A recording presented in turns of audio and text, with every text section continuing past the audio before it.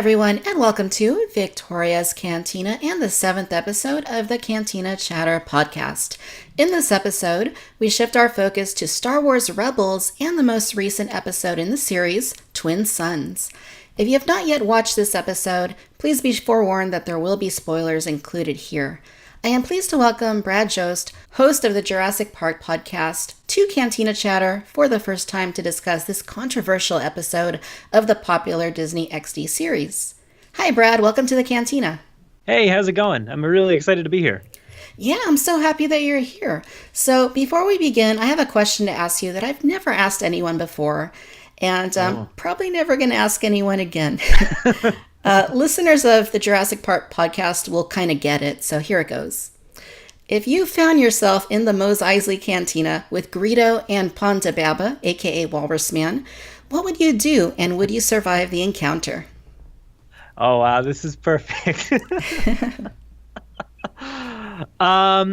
Yeah, I think I'd survive. I'd pull like kind of Obi-Wan and a Han Solo, kind of mix it up and just take out whoever needs to be taken out, and just, waltz right out and go back to my droids. Oh, that's perfect. Take them out quickly and move along. Yeah. I mean, they wouldn't see it coming, right? I mean, they didn't in the movie, so. Oh, yeah, obviously they didn't see that coming. So, Star Wars Rebels. This is a show that we have both been watching from the beginning. It's a show that seems to receive mixed reception from Star Wars fans, at least in my experience. Some love it, some don't love it, and many have not yet really given it a chance. And there are some truly good episodes and arcs in Rebels, especially near the end of last season with Ahsoka coming back into the fold and confronting Darth Vader. And then this season, we've seen some character growth with Kanan and Ezra, and especially Sabine. And all of those things have increased my appreciation of their characters. What is your overall thought on Star Wars Rebels? I've actually really enjoyed it so far. Yeah, there's been a lot of, I guess you could call filler episodes and stuff like that. Stuff that kind of really doesn't get us anywhere, doesn't move us anymore towards like the rebellion or anything. But I really enjoy the show. I like the characters a lot. Some, you could say Ezra's not like the greatest character in the world. A lot of people have an issue with him. But like you said, Sabine was awesome this past season. Ahsoka last season, she's my favorite Star Wars character in general. And it was great to have her on this show. And this season, I guess, was he in last season too? I forget specifically, but Maul, he's my favorite villain. And I just loved having him on the show, and I thought he brought a lot to the show and elevated it a lot. But overall, I really enjoy the show. Awesome. I feel pretty similar. I think for the most part, they're doing a good job with it. There's a lot of different things going on that I think they do a really good job with, especially like you mentioned, Ahsoka, who I think's awesome. And it was great for her to come back and see how her character, I don't want to say ended up because we kind of don't really know for sure what happened with her. Yeah, we don't know. And then there are some filler episodes in there. I think that it was the week before last where it had AP5. He was like singing and stuff. That was a weird episode. It was really weird. I loved him singing though. That's like one of my favorite things. Yeah. It was so out there, but it like works for that character for sure. Yeah, totally. Now, Twin Suns deals with the fate of a beloved character, as we mentioned, Darth Maul. Now, when Maul first returned to the Clone Wars, I was admittedly a little bit disappointed to hear that he was coming back, as were many people at the time. The consensus seemed to be that it was kind of a cheap way of getting a popular character back, maybe to boost ratings or who knows why. But ultimately, and perhaps you will agree with this, it was one of the best things about the Clone Wars. It really gave the character of Maul more depth and more dimension, and in particular, the Mandalore episodes involving his character are some of my personal favorite in the series. So what were your thoughts back then at Maul's inclusion in the Clone Wars and how his character has evolved into Star Wars Rebels? Oh, I loved it. Like I said, he's my favorite villain, and I feel like, no pun intended, he was cut short in the prequel, or the first prequel episode. So for me, him coming back was amazing, and I loved the way they brought him back. I thought it was creepy. He was like a very different character, even more tortured. We didn't really get to know too much about him in the first movie. So it was great to kind of expand upon that and build out this character to make him like one of my, my favorite villain, in the entire series. I like him more than Darth Vader and, Oh, wow. any of the other Palpatine. I just feel like Maul is such a scarier character and he can do more. I feel like, yeah, I guess, Anakin himself was like the most powerful Jedi and all that. But I just was always more impressed by Maul at that, period of time. Yeah, totally. And, there's something to be said for being cut in half and somehow managing to survive. And Yeah. I think when we first saw him in the Clone Wars, wasn't he like surviving by eating like humans or something? Oh, I forget specifically. I just remember him being like down deep in the, depths of that planet there. And he had like spider legs and stuff like that, Yeah. right? Oh, yeah. There were like skeletons and stuff, kind of hinting Yeah, at, okay, yeah. yeah, he was like eating or aliens maybe or whoever was down there. I forget, yeah. Yeah, but I mean, it was such a great thing. I mean, initially it was kind of like, what's wrong with this guy? I mean, obviously, if you're cut in half, it's probably going to do a few things to your mentality. I think so. Yeah. But it was interesting, like the way he evolved from just being, kind of this badass bad guy character in the Phantom Menace to, being this guy that ultimately like comes into control of Mandalore Yeah. after he defeated Pre Vizsla.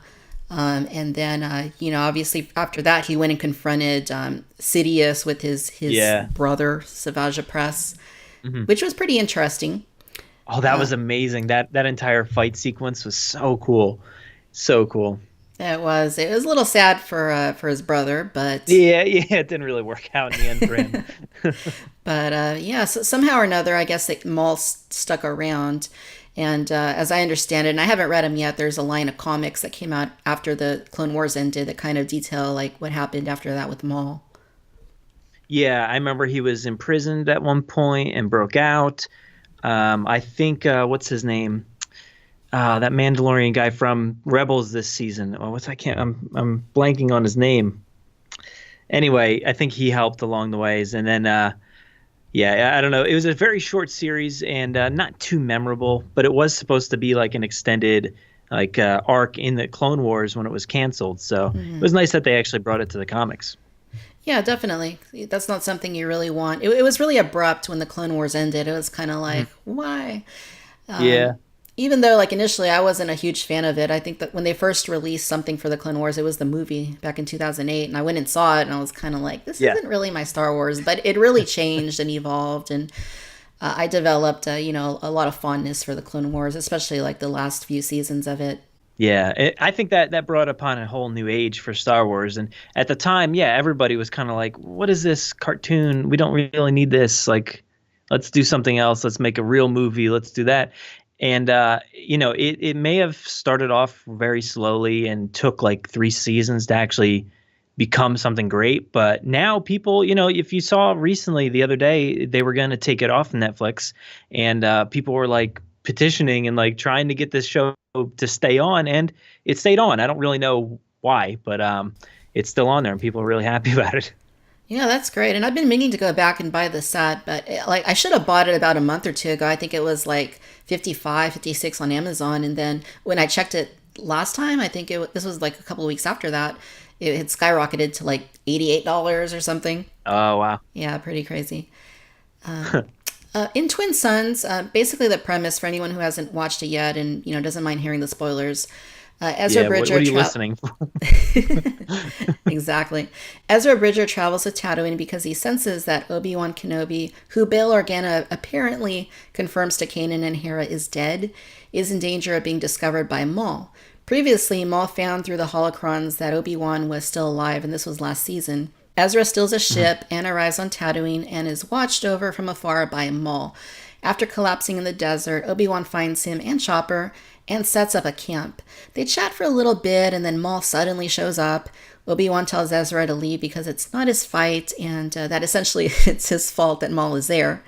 And Maul and Obi-Wan get into a very brief and decisive duel. We get the impression that Obi-Wan didn't want things to go down the way that they did, but because Maul figured out that Obi-Wan is protecting someone who we as the audience know to be Luke, he has no choice but to kill him. So the two of them have an interesting moment as Maul dies, and the episode ends with Ezra apologizing for stealing the ship and not telling Kanan and Hera what happened on Tatooine.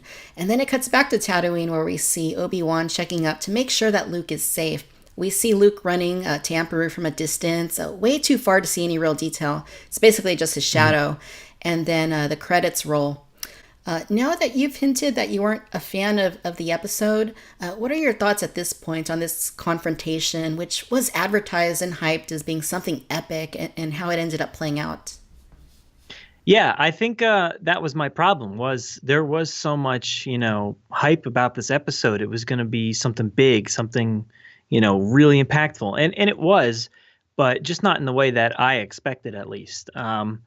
So when I went into the episode, I was expecting something, sort of like they did in episode 1, or even in the Clone Wars, in that Mandalorian arc. There was a really awesome battle around there and stuff with Obi-Wan and everybody. So I was expecting something much bigger and grander, and even like maybe a hint at the Duel of Fates or something like that. Kind of intertwine that song in there, but we didn't really get any of that stuff. So it was very, very much the complete opposite. So I was, I guess, disappointed at that moment. Yeah. It just didn't hold up to what I was expecting, and that's my fault, because of expectations, or maybe it's Disney's fault, or Star Wars, Lucasfilm's fault for promoting it that way. But that's what I had assumed was going to happen, and it didn't happen. But I watched it again, and I do appreciate it a lot more, especially after watching Rebels Recon and reading interviews and everything about what went into it and what their thoughts were behind it.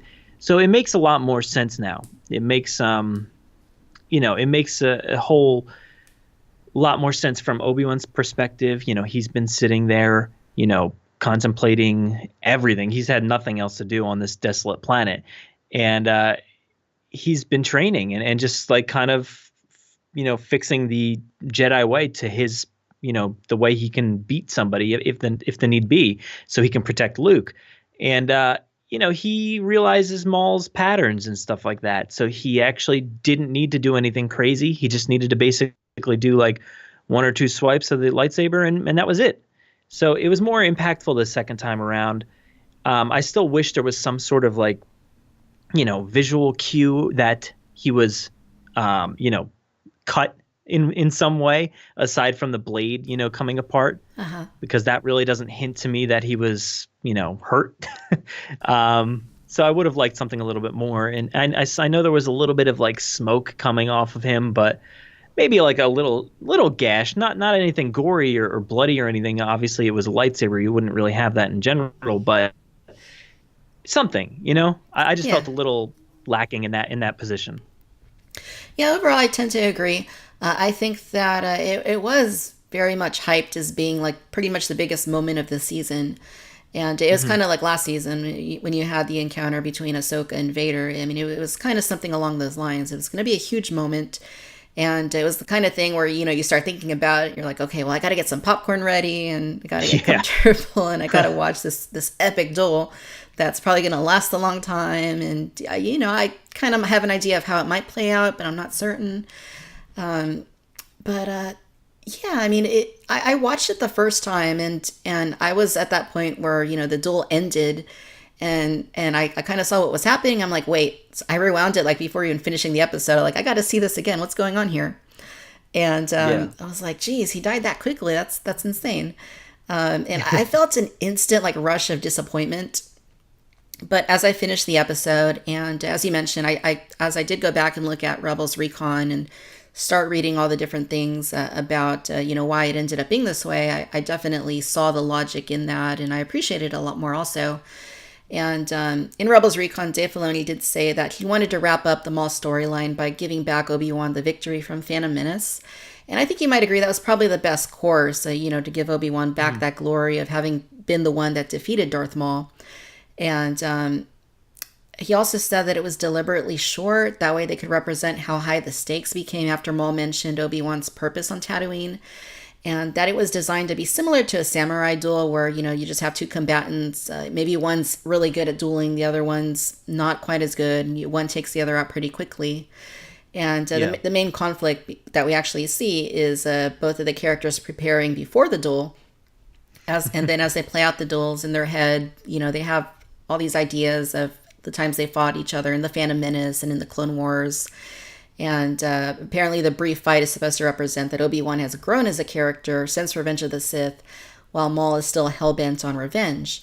So, and you probably also noticed that Maul uses the same attack that he used on Qui-Gon Jinn in the Phantom Menace. Mm-hmm. And Obi-Wan obviously anticipates that. He's ready, yeah. Yeah, just kind of like what happened with Anakin back on Mustafar when, he did a very similar move to the way that Obi-Wan defeated Darth Maul the first time. So it's kind of interesting, that those two things kind of mirror each other that way. Mm-hmm. Yeah, so I thought it was pretty well handled ultimately. After I went back and rewatched it a few times, I kind of appreciated it a lot more. I mean, although I think it would have been cool, like you said, to hear Duel of the Fates and, see this really prolonged duel between the two and, all these crazy antics and stuff. I guess I can kind of see what they were going for. And ultimately, I think maybe it would probably, now that I think about it more, probably was the best way for them to have gone.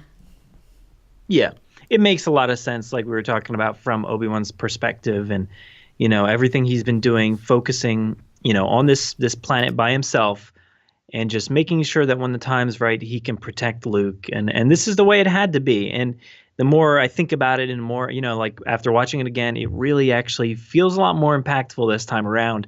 But yeah, I don't know. I can't take away that initial disappointment. What was I going to say about that? Oh yeah. One of the things I had an issue with was, that we were talking about, they pump up this episode. It's going to be this big, thing between the two of them. And I kind of had the expectations that this is the end for Maul. I mean, I don't think anybody could have seen it any other way. Mm-hmm. You kind of assume Maul's done, at this point. There's really nowhere else for him to go. So I had that in my mind. I kind of knew that was how it would play out. But the entire rest of the episode featured Ezra and Chopper the entire time. And I was kind of let down by that because, whenever stuff like that happens in a TV show or something or a movie, I'm just like, stop wasting time. Stop doing it.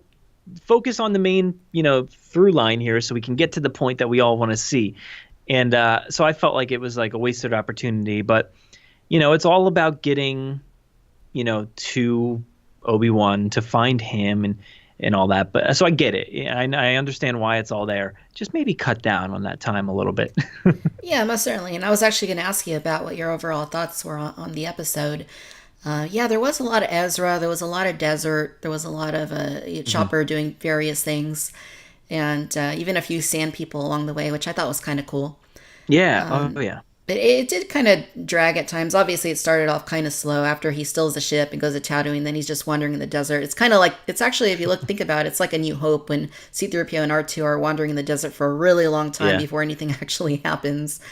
It's like swipes upon swipes of them, just like in different scenes. Just absolutely. There's so many amazingly long shots of the desert, which is purposeful, just to show how desolate this planet is, and it's not so easy just to track down Obi-Wan and find him.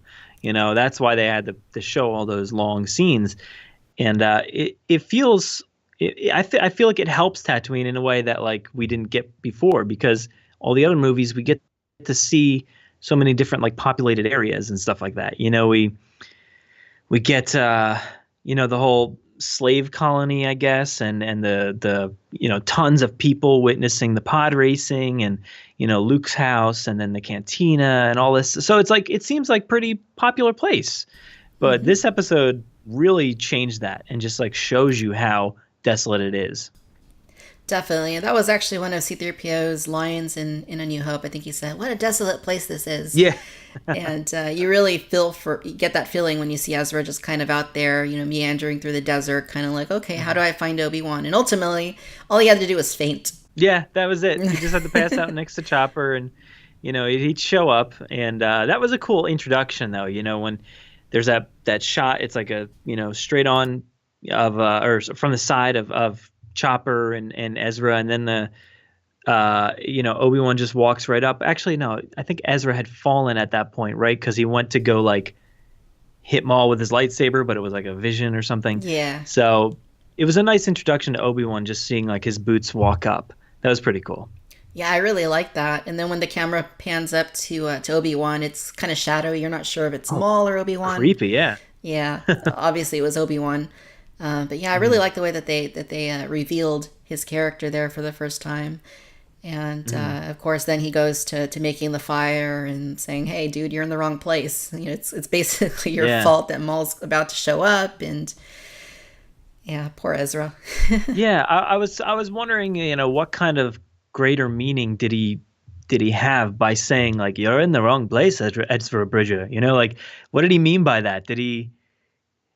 Is there some grander meaning to it? I don't know, but it was an interesting statement. I feel like Obi-Wan always has these obscure statements that you feel like you should be looking into a little bit more. He did say at one point like the truth is often what you make of it, and it's kind of like going back to what he says in The New Hope and stuff like that. So it's always like from a certain point of view, I guess. Of course. And that's actually one of the things I really loved about this episode is the way that they handled Obi-Wan's characterization. At one point, Ezra was telling Obi-Wan about that the holocron said that, he would be there in the desert. And Obi-Wan goes, "Well, that's the first I've heard of it." And this just reminded me so much of Obi-Wan in A New Hope when he tells Luke he doesn't remember R2, which most likely probably does. I just thought, I just thought it was anything in a droid. I know. I just thought it was excellent characterization. I mean, just the way that they presented him and his overall look and the sound of his voice, it just felt very much like Obi-Wan. I think they did a great job with that in that respect. Yeah, Stephen Stanton does a great like old Ben. It really sounded like him. James Arnold Taylor did it in the Clone Wars, and then even in the beginning of this episode, it was James Arnold Taylor, and that little flashback of the end, I guess, where in Revenge of the Sith he kind of goes and records this message, and so that was cool to have like both of those guys voicing the character in one episode. So it was cool to see that transition from the young Obi-Wan or younger to the older Obi-Wan.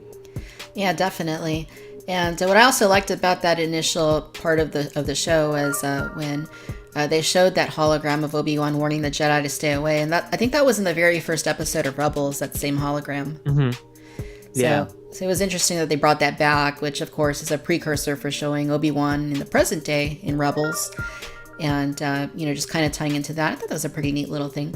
Oh yeah, I really like that tie-in. But I think the voice acting in general, between Stephen Stanton, he sounded spot on. Sam Witwer was awesome as Maul. Like he really is like out of control. Like he's lost it again, I feel like, and it was great to hear him just go all out and just screaming Kenobi, and it was perfect.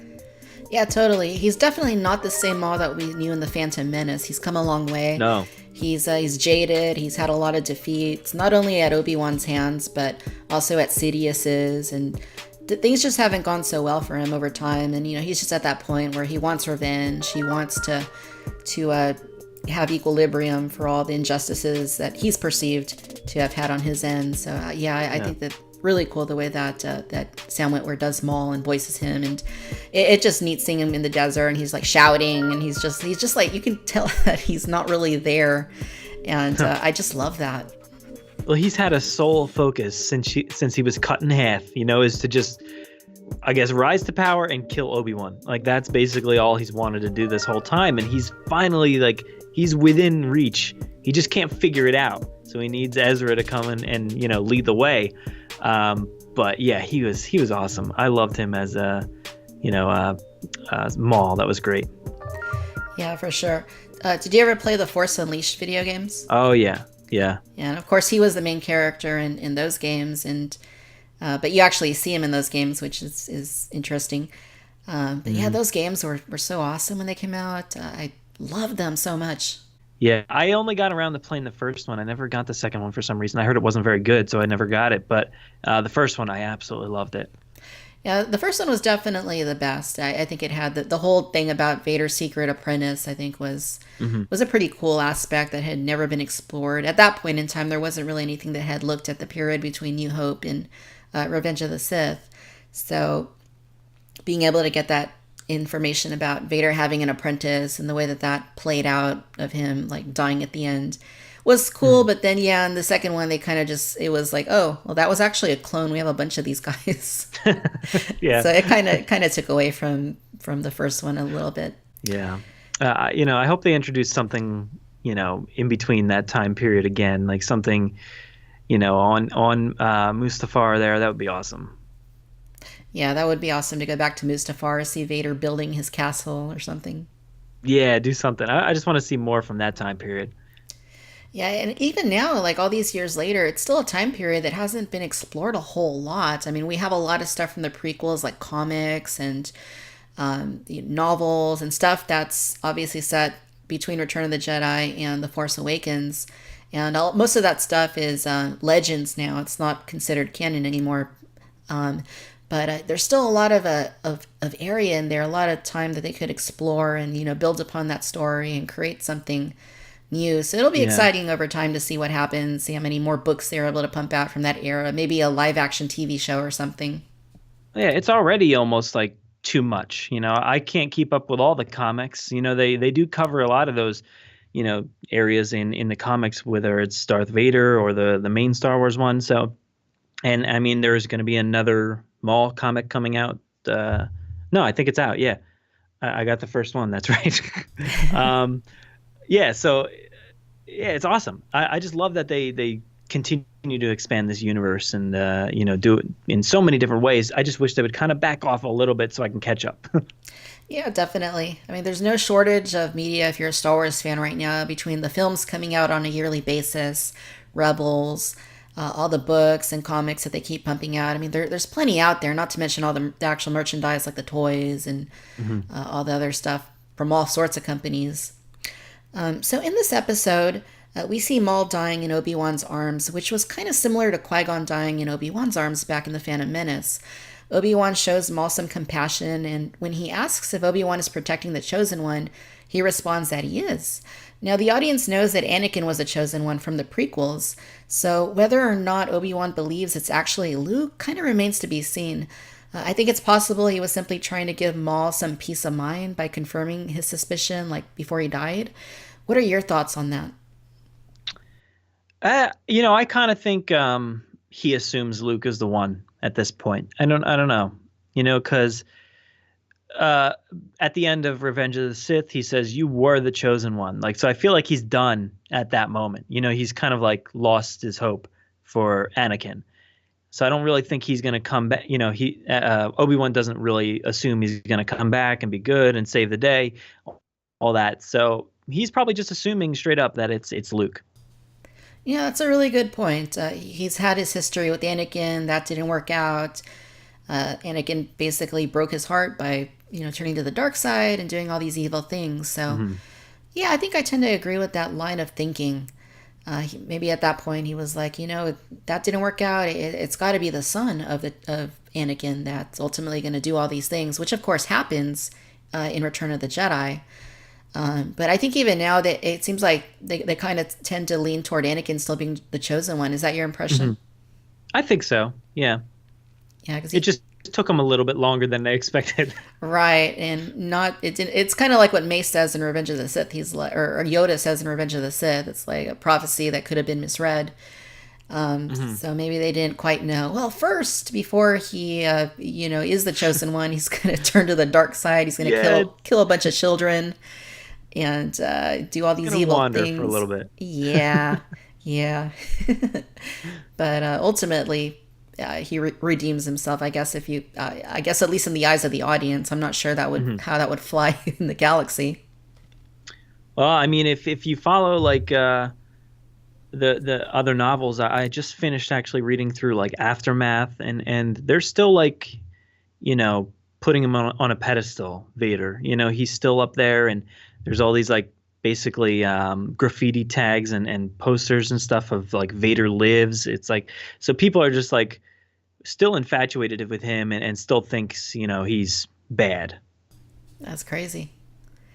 Even Kylo Ren, as we see, is kind of a Darth Vader fanboy, collecting all the relics and stuff that belong to Vader. Mm-hmm. So yeah, even at that point, yeah, he doesn't assume he's good, I don't think, right? I mean, he's like, what bad things should I do, grandfather? I also read that I haven't read those novels, but I read that maybe it's in Aftermath that Leia withheld that information about Vader being his grandfather, and that's kind of part of the reason he turned to the dark side. Have you heard anything about that? I forget specifically. I don't think he was only like a very young baby at that point, so I don't think there was anything to really tell. Maybe that was in Bloodline. Oh, okay, might have been Bloodline. I think he might have been a little bit older in that one. Mm-hmm. But I forget that I read that one a while back. Yeah, it'll be interesting to see how things progress with the Last Jedi, and then Episode 9, of course. See what more they reveal about his ideas and his I don't know, fetishization of Darth Vader. He's pretty hardcore. I think it's going to get more. Yeah, I think there's going to be a lot more that we only got to see him just being obsessed over that mask. I have a feeling we're going to see the castle again. I felt like they set it up in Rogue One.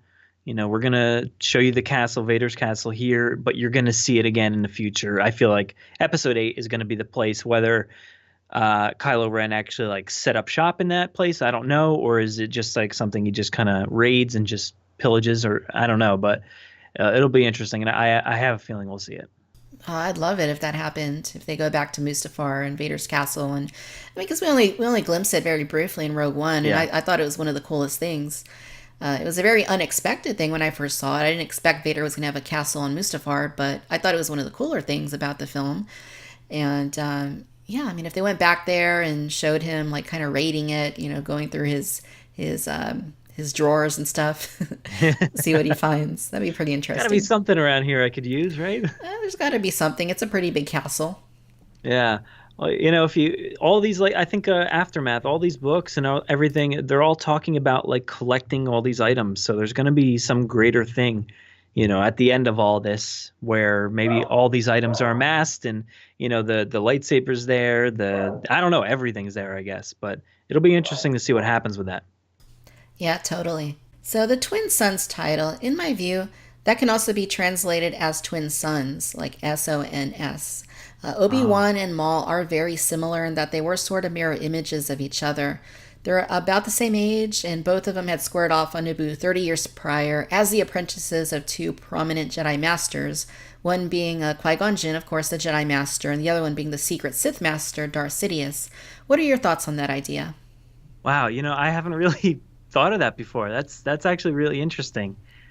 To see who's going to come out, and is there like one larger sun and one smaller sun up in that sky? I feel like, so who's the better son at this point? Obviously Obi-Wan, right? I mean, it's got to be, because Maul never lived up to what he was supposed to be, and I think that was his whole issue. Was he never felt like he was given a chance and never did what he wanted to do. So yeah, he doesn't really work out as being one of the better sons.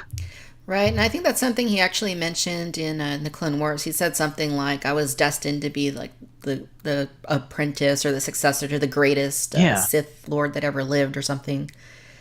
And of course, Sidious throws him to the dogs, essentially. Yeah, and I mean, he thought he was rising to the top again by, taking over Mandalore and with the Darksaber and all that, and his brother. And that was just Sidious came in, he's like, nope. Not happening. You're not taking over. You're not becoming, I guess, the chosen one of the dark side. You're not doing any of that stuff. So, sorry, dude. You lose. Yeah, for sure. Now, one thing that I really feel is sympathy for Maul. Like, he's come a long way. It's not like we were saying, he's not the Darth Maul from the Phantom Menace, where he's just kind of like, the attack dog, constantly in attack mode. And, he's been indoctrinated with the Sith mantra of overthrowing the Jedi and seeking revenge on them, which of course eventually happens in Revenge of the Sith. But I mean, he's not that guy anymore. He's had a lot of suffering that he's been through. He's very jaded. He's been through a lot of stuff, as we noted. So I really feel a lot for the guy. Like, there's a lot of Mhm. sympathy there, even as he's dying in Obi-Wan's arms, as he's kind of like comforting him to a little bit. It just, you kind of feel bad for him.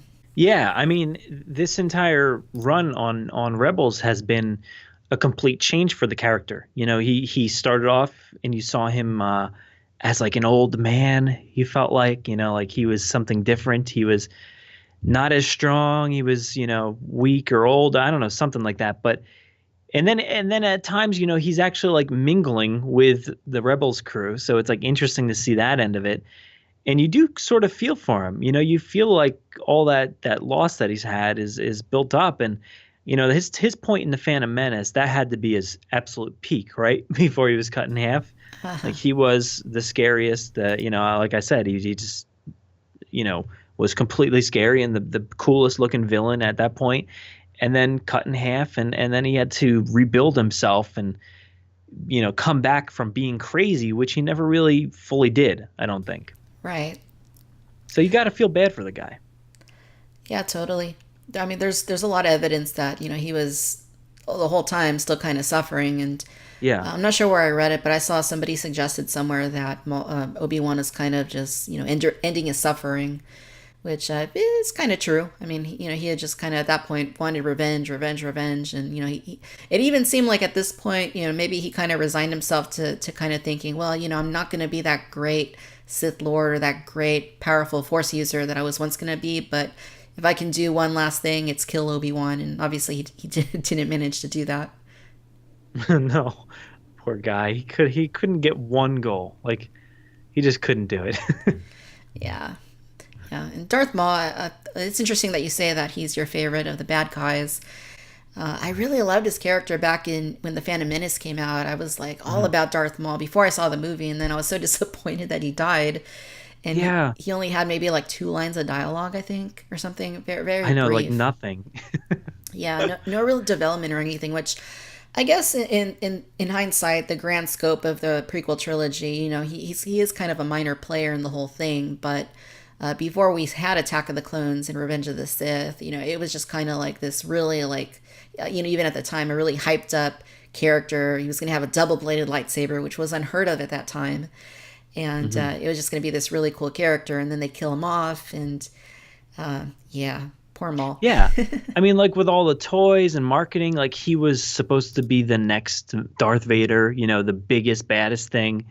And yeah, that's such a strange call, because if they had kept him around, you just imagine how like different the prequels would have been. It would have been really interesting to like keep him around as the main bad guy. But I get it. It makes sense. And it's interesting because the people who don't take in all this other material, whether it's comics or these two shows here, people have no idea that he's still alive. I find myself like, before this past episode, like constantly telling people like, hey, yeah, Maul's still alive, guys. Like, did you know? And they're like, wait, what? What are you talking about? He died. I'm like, no, actually he didn't. And it's interesting how, you cannot consume that media, and now it doesn't matter. Like it makes zero difference whether you saw any of these or not. He's dead either way.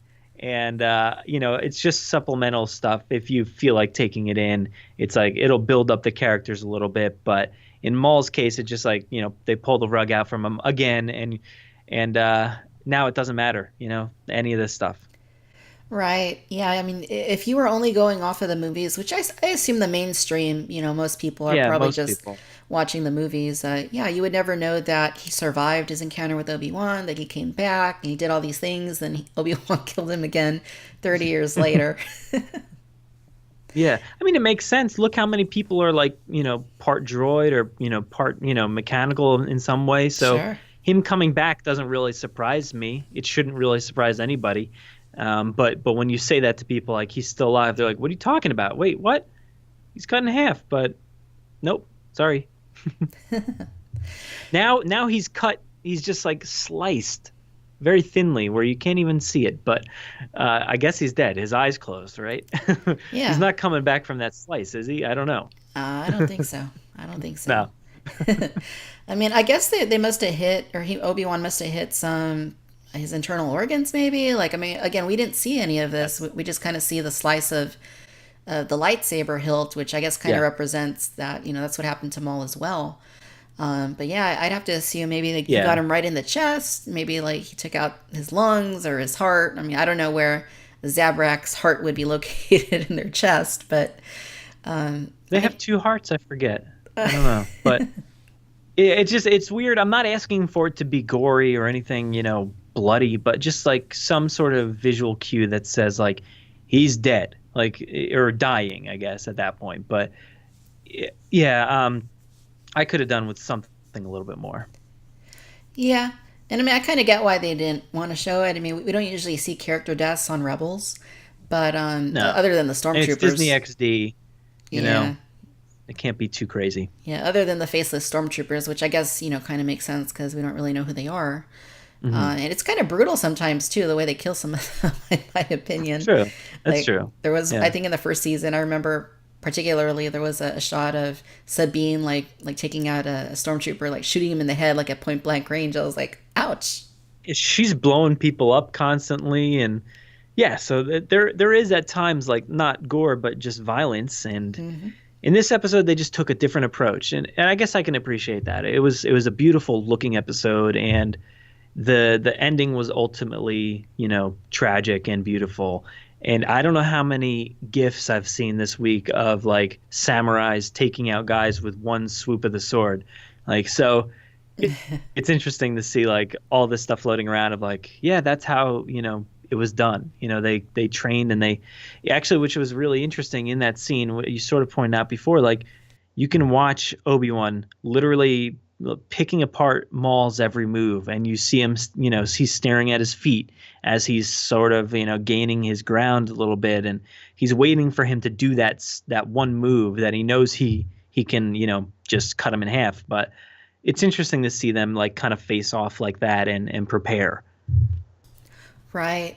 Yeah, it is very interesting that they, the way that they handled it. And I appreciate it a lot more now that I've had time to digest it and watch it a couple more times. And it is kind of sad in a way that Maul as a character, unless they decide to bring him back, like in, more comics and or books, as you noted, that Hmm. for all intents and purposes, we know how his fate ends and he's finally gone after all this time. Because I think when he first showed up in Rebels or the Clone Wars, that was maybe like 2010, I want to say, somewhere around there. Forget, I think it was like the fourth season or so, or Yeah, like towards the end. yeah, it might have been season 4. Yeah, which I guess would have been about 2011, maybe.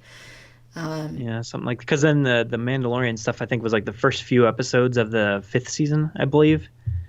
Yeah, that makes sense So then. Yeah.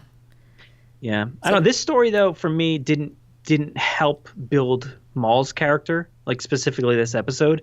It just helped build Kenobi. It just helped like form who he is at this point. So when you see him when he picks up Luke, like now you know a lot more about him. But for Maul, you don't really learn too much about him. He doesn't really change in this episode. So interesting when they focus so much on Maul this season, and the I guess maybe past two seasons or whatever. But yeah, it's interesting. I don't know. yeah, for sure. Now, how did you feel about that last moment in the episode where we hear Aunt Beru's voice calling to Luke, and we see kind of like, I don't know if it was him or his shadow that we saw kind of like scurrying across The the sand. silhouette, yeah. Yeah, what did you think about that? Well, you see Obi-Wan standing there looking off into the distance, and that is again beautiful, like an amazing looking shot. And you're just looking on the residence there and all that, and then yeah, she calls out. It's amazing. It's the same, literally the same spoken word from A New Hope. But I didn't really like it. I gotta say, I didn't like it only because Luke looked like he was like 10 years old. Like the way he was running, it's funny to nitpick. I don't mean to like just rip apart this scene, but like he looked like a really small child when he should actually be the same age as Ezra in this timeline right now. Uh-huh. So Ezra looks a lot bigger, taller, and obviously Luke is known to be, I guess, short, right, for a Right. stormtrooper, but he looked like a very small child running across. You see the silhouette, and maybe it was just like the animation or something, but or the positioning of the house. I don't know, but he just looked a little too small for my liking, and it took me out of it for a second. But I did think it was beautiful looking, like the backgrounds and everything. Yeah, and I totally agree with that line of thinking. Like, I think it was framed beautifully, and just seeing the sunsets and the music, very evocative of that moment in A New Hope where Luke's watching the sunsets. Oh yeah. And I loved hearing Aunt Beru's voice. I read that they used one of the outtakes from A New Hope, which was pretty cool.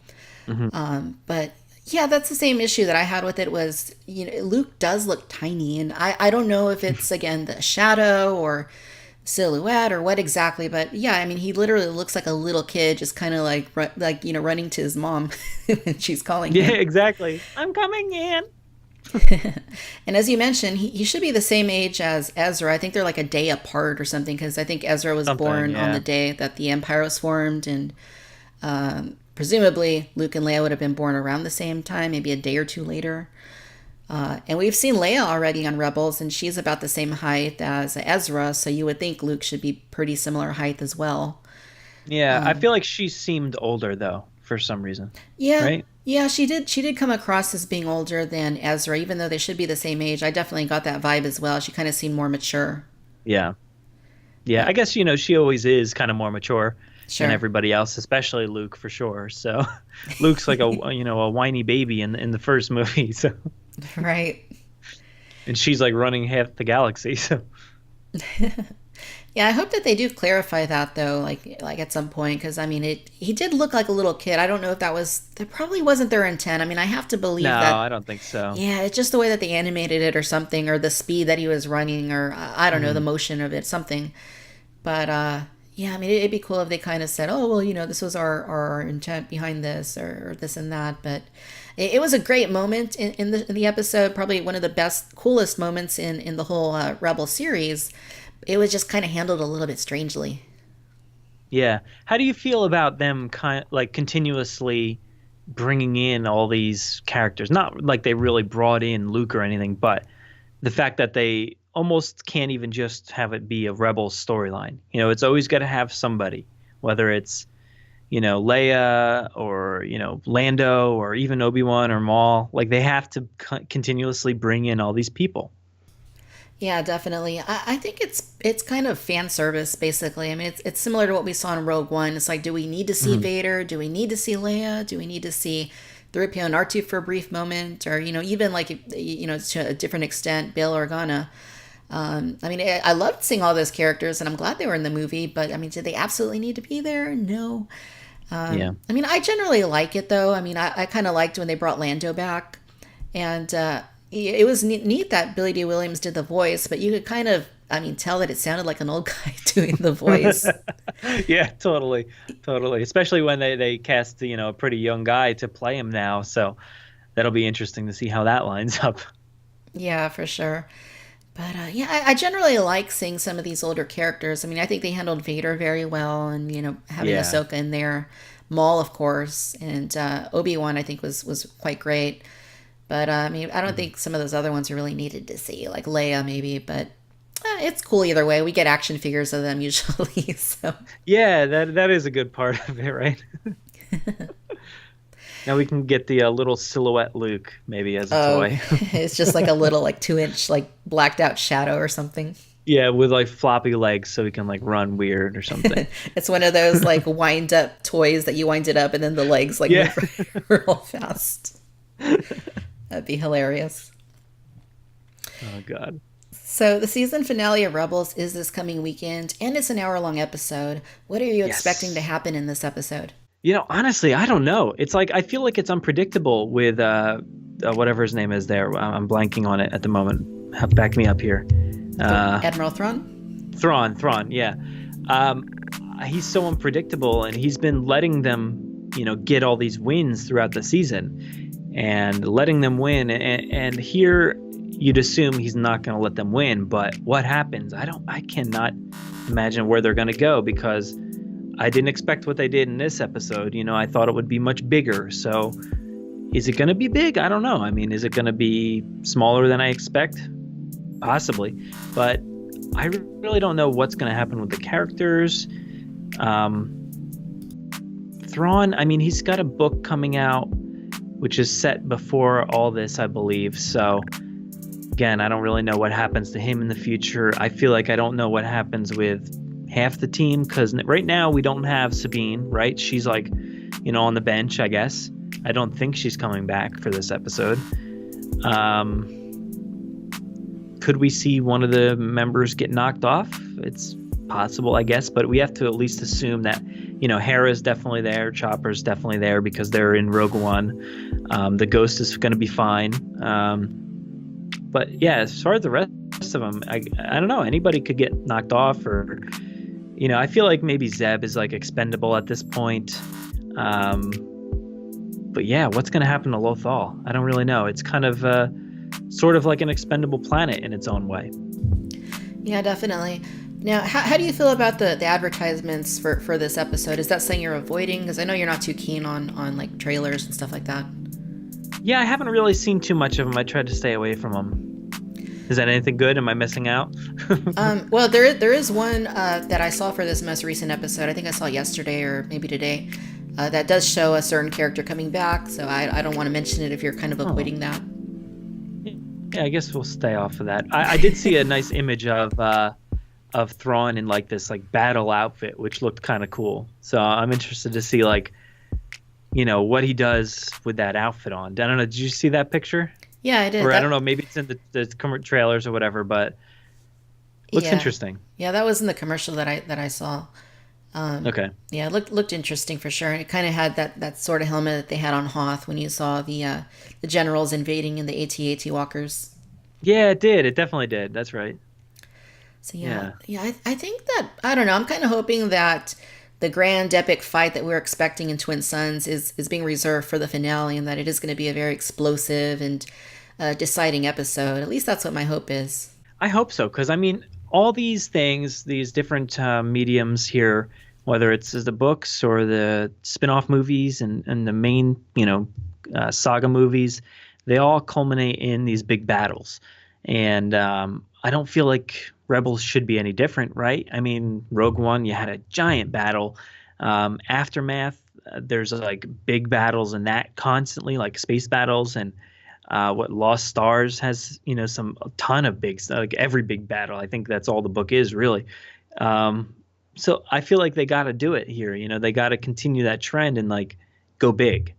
I'd like to see that. And I think we did see, maybe I saw a short clip or something on Recon or something, but it looked like 4 or 5 like Star Destroyers just come out of hyperspace or something. So how are they going to battle that with their small fleet? I mean, I guess in that one episode that was really good a little while back, I forget what the name is, but they did show the fleet like amassing and becoming something much bigger. So maybe the Empire won't be ready for it, Yeah. Yeah, I think it's, whatever happens, I think it's going to be a pretty decisive episode. I mean, the whole season's kind of been building up to Thrawn and, what he's ultimately going to do to the rebels. And now that he knows that who Fulcrum really is, I think it's going to be interesting to see how he plays that, and he uses that to his advantage to attack the rebels. Or it seems like he's probably going to find out like where they're at exactly, and so I'm pretty. That's true. I mean, it's the perfect pivot point to get off this. What is it, Adelon or something like that? This like planet that nobody really cares too much about, with these like big ferns that they're sitting on. Like, get off of that planet and go find, Yavin, and settle there. Like, get all this stuff ready. Start preparing for the future. So it'll be interesting to see how that happens. And I think we could probably assume that what's his name, Callus is probably gonna die. I would assume that's kind of my thought going in, that his time is done here. He's played his role with the rebellion, and he played earlier with the Empire. So I think it's like his time is up, and Thrawn's onto his game. I don't think he's really going to move any further than that. But yeah, I wonder, because I don't feel like, Thrawn's a huge character, and in the past, certainly with his novels and all that. So I don't feel like they're going to give up on him just yet. I feel like they just killed off Maul. I don't think they're going to do it again with Thrawn. So I feel like he's going to stay around somehow. I don't know what he's going to do or where he's going to go. Maybe he's just going to be, the villain again for season 4 in a different way. Right. I don't know. But it's interesting to see what happens there. But I guess maybe I'll say none of the main core group die off, but Callus gets, taken out somehow. Yeah, I'm a little bit fearful for Callus. I mean, I don't know. For some reason, even when he was the bad guy, I kind of liked the character. Yeah. And it's interesting how they changed it. And I'm predicting that he's probably going to go out, saving the rebels or saving somebody's life or something. He's going to kind of be like the Commodore Norrington from Pirates of the Caribbean of Rebels, where he starts off as a bad guy kind of, and then he kind of turns into he saves somebody. So. But yeah, I'm kind of fearful. It goes bad again. So is it a hint? Yeah.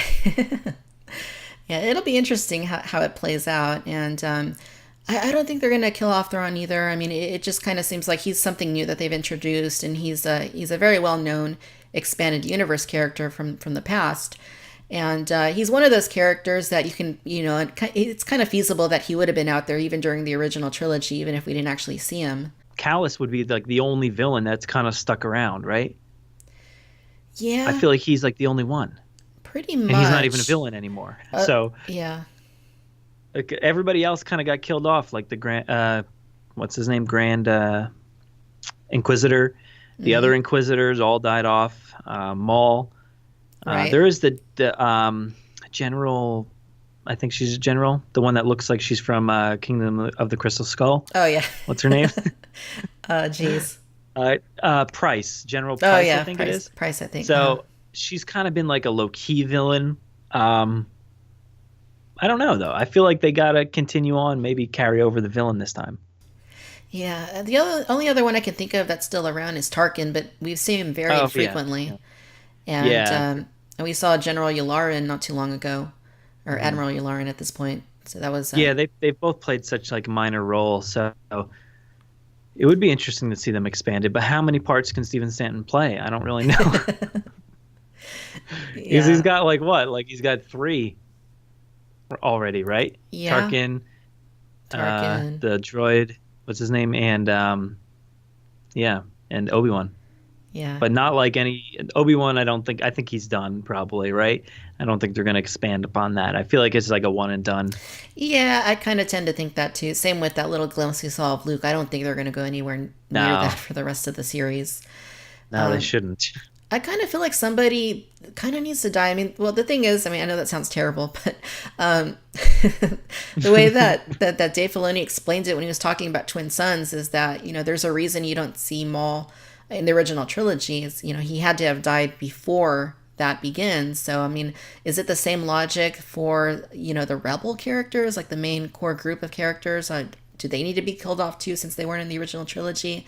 It'll be interesting to see how they handle that and see if they do, in fact, take somebody out, or especially I'm trying to rationalize how they would keep Ezra and Kanan in the series into the original trilogy. I'm having a hard time doing that. Yeah, I mean, how many times can you just send, these so-called Jedi off to another planet and have them disappear? Like how many times can you do that before it gets old? And why would you do that? You could use their help. You could have used them time after time again in the original trilogy. So, if they were around, they should have been utilized, and they weren't. But then again, maybe people say, oh, there's different branches of the rebellion. Maybe they're off helping some other, branch. Because as far as we know, the Ghost is around through the original trilogy. Because it didn't blow up or anything in Rogue One, so right. It's got to be there somewhere. So you assume General Syndulla and Chopper are at least alive. But as far as Kanan, I feel like he's probably expendable at some point. Ezra, who knows? Maybe he becomes Snoke. I don't know. But yeah, I don't know. It's interesting to see what they're gonna do, and sort of like we talked about tonight. They're not gonna go gory and all death heavy and all that stuff. So it's going to be really interesting to see what they do on Disney XD, unless they like transition to final season like they did with Clone Wars to like Netflix or something. I don't know. But yeah, I don't know where they're going to go. Yeah, But it's not going to happen here, at least, I don't think. They got another season. Yeah, there's another season to see how this plays out. And I think at this point, I know when Rebels first started season 1, I think they had said it was like 5 years before New Hope. Is that correct? Something like that. I think right now we're at 2 years, right? So still got some time. Yeah, still got some time, but probably I would assume maybe the 4th season might be the last. Maybe they'll get a 5th one out of it. But yeah. Yeah. And they did mention, I think Filoni maybe mentioned at one point we might end up seeing what happens with the ghost during, the battle over Scarif. So that would be amazing. Imagine like the culmination of season 4 is like what happens from their point of view on Scarif. Like that would be amazing. That would be better than probably anything we've seen so far. Oh, that'd be pretty epic. Like if they ended it on that note on Scarif, and then the Rebels have their major victory of securing the Death Star plans, and that's just like the last episode or something. Yeah, like they I guess retire him off or something, but like at that point, who's left?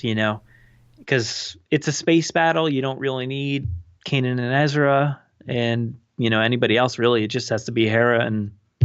I guess you could say maybe Sabine's still around or something like that. Maybe she picked her up.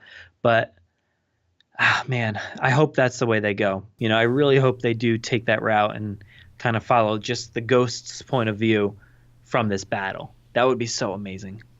Yeah, that would. If they ended it that way, I think that would be ideal and my preference. So, yeah, we'll see how this last episode of this season plays out, and then we'll see how it goes from there and see what kind of story threads that they're gonna bring out, and ultimately how Rebels as a show is gonna end. Should be interesting. Oh, I'm so excited to see because I like the show a lot. Maybe this episode didn't 100% get it from me, but the entire series as a whole, I love it. I agree. It's very enjoyable, and it's Star Wars, so it gives you something to look at in between the films and take in all content, Star Wars, everything. I'm just dying to take it all in. There's so much of it out there, and there's gonna be so much for a long time probably. Yeah. I think like 2 or 3 audiobooks waiting for me to listen to, so I'm still trying to take it all in and catch up on the comics. So it's a slow going, but I'm getting there. Oh well, yeah, I got a lot to catch up on too. I haven't read any of these newer novels yet or any of the comics, and I think a new Darth Vader comic's coming out this summer, and I'm kind of interested in checking that out too. Yeah. There's some good stuff. I found Tarkin to be a little slow, but some of the other ones have actually been really good. Aftermath took a little bit to get into, but once you did, all those characters are really great. Bloodline was awesome. Ahsoka was okay. It wasn't anything earth-shattering, but Lost Stars was pretty awesome. Nice. You got to check that one out. Nice. Well, it seems like I have a lot of reading and catching up to do. I'm going to be busy for a while. Get on it. Come on. Right. Well, Brad, it's been a blast listening to your thoughts and ideas about Twin Suns and Star Wars Rebels.